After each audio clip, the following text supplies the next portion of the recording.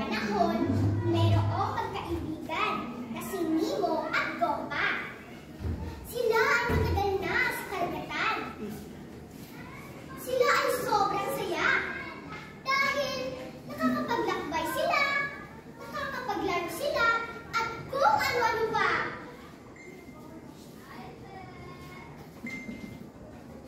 Kinabukasan ay naglaro sila ng bola. Sobrang saya nila. Oh, Gompa, saluhin mo ang bola. Wika ni Pago.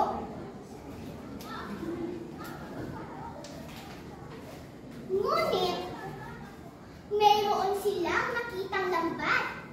Sobrang laki nito. Kaya namangha si Gompa at si Nemo. Tara, lapit tayo, Gompa, sabi ni Nemo.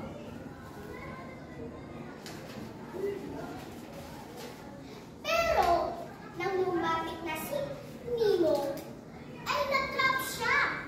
Napunta siya sa lambat. Kaya nagulat si Gompa at natakot. Hingal na hingal si Gompa at nakita ang kanyang kaibigan na nasa lambat.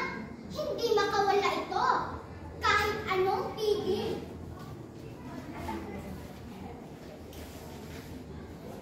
Nang makadating na sa lalawigan, si Nemo ay nalungkot siya dahil bakit pa nila ito pinuntahan ng lambat. Naawa ito. Kaya pinunta niya ulit ito sa karagatan.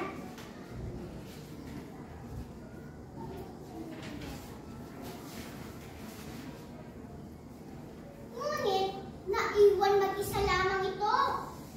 Hindi pala siya ito papakawalan. Kaya umiyak na lang ito at nagulat. Sabi nito.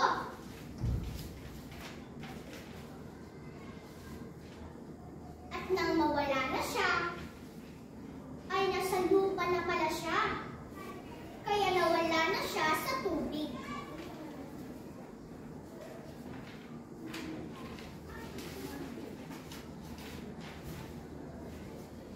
Naalala niya ang kanyang kaibigan na si Gompa. Masaya sila noon. Naglalaro sila.